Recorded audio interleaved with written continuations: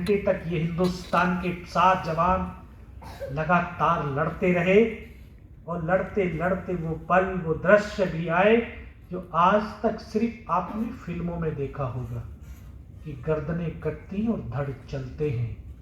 मैंने उन पलों को देखा भी है और जिया भी। मुझे वो पल याद है कि जब मैं सर से लेकर के पैर तक लहूलुहान था और नाक से खून की धार बह रही थी। मेरे सामने साथी मुझे फर्स्ट एड करने के लिए अपनी पॉलिथीन, जो ड्रिल पट्टी की पॉलिथीन फाड़ने के लिए, उसका हाथ यहाँ तक पहुँचता है और उसको यहाँ पे गोली लगती है, इधर से पूरा सर निकल करके बाहर। मैं उसका हाथ पकड़ा, सर क्या हुआ, लेकिन एक शब्द तक नहीं बोल पाया। ऐसे मेरी बगल में बैठा हुआ मेरा ट्रेनिंग का साथी ग्रेनेडियर अनंतराम, मैं उसको बोला, अनंतराम सर को तो गोली लगी है। क्या? ये उसके आखिरी शब्द थे। और उसको सीने में यहाँ पे गोलियां लगती हैं, खून की फुहारें छूटती हुई मेरी गोद में आकर इस तरह से लेट जाता है। मेरा एक साथी आगे हेल्प के लिए आगे बढ़ता है, वहीं पर पाकिस्तान की मोटराज का एक बम गिर जाता है, उसकी यहाँ से गर्दन कट जाती है, और गर्दन कट के जमीन पर जब गिरती है, किस तरह से वो उछलती है उस शब्दों में बयान नहीं कर सकता। बिना गर्दन के वो धड़ 2 कदम तक चलता है और फिर वो भी जमीन में गिर जाता है। लेकिन फक्र तब हुआ कि बिना गर्दन के वो धड़ चल रहा था, लेकिन हाथों से बंदूक नहीं छूट रही थी।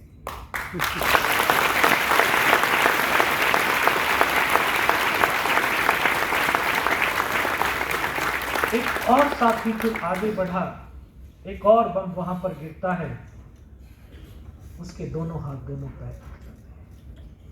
इस तरह से एक एक करके मेरे तमाम साथी भारत मां की गोद में समाते चले। मैं भी उनकी तरफ से मर गया था। उनका एक कमांडर था, उसने बोला इनको रिचेक तो करो, इनमें से कोई जिंदा तो नहीं है।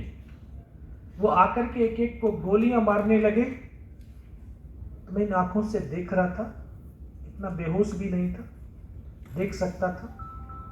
जब गोली मारते थे शरीरों में, शरीर ऐसे उछलती थी, बॉडियां ऐसे उछलती थी। सामने वाले को मारा, बगल वाले को मारा, मैं इस तरह से पड़ा था। उसने फर्स्ट में यहाँ पे गोलियां मारी, देख रहा हूँ कि धुआं निकल रहा है। फिर पैर में 2 जगह पे गोलियां मारी, यहाँ से भी धुआं निकल रहा है। उस गोली की पीड़ा को चुपचाप पड़ा सहता रहा। कौन सा पी हो सकता है? अभी आपको 3 पी बताए।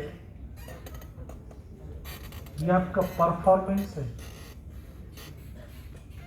कि जब इतना जुनून, इतना पागलपन आ जाता है, तो ये मन शरीर के साथ नहीं बल्कि लक्ष्य के साथ केंद्रित हो जाता है।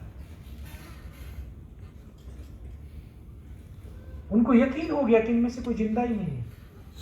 फिर उन्होंने अमानवीय क्रूरताओं का तांडव शुरू किया। हमारे जवानों के शरीरों के अंदर पत्थर मारने शुरू करे, ताकि ये बॉडियां छत विछत हो जाएं, कोई इनको पहचान न पाए। बूट की ठोकरें मारने लगे, गालियां देने लगे। ये भी बड़ा सहता रहा, देखता रहा। बहुत देर के बाद फिर उनके कमांडर ने फिर बोला, इनके हथियार उठाओ और नीचे जो हिंदुस्तान का पोस्ट है उसके ऊपर भी हमला कर दो। जब हमले वाली बात मेरे कानों तक पड़ी, तब मुझे लगा कि आज तो पूरी टीम खत्म हो जाएगी। तब ऊपर वाले से एक ही प्रार्थना करी कि मुझे इतने जिंदा रख दे कि मैं अपने साथियों तक सूचना पहुंचा सकूं।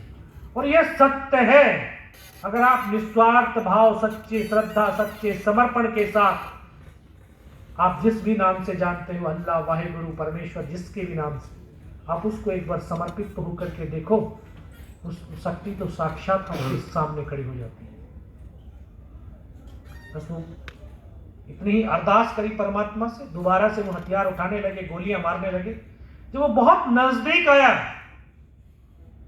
तब एक कमिटमेंट करी अपने मन में कि अगर इसने सर और सीने में गोली नहीं मारी चाहे मेरा हाथ पैर दोनों ही काट करके क्यों ना ले जाएं, मैं उफ तक नहीं करूंगा और मैं जिंदा भी रहूंगा।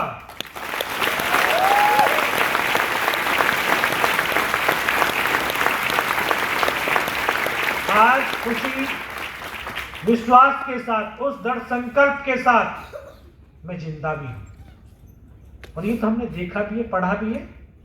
महाभारत देखिए ना, उसमें पितामह भीष्म का पात्र देखा है।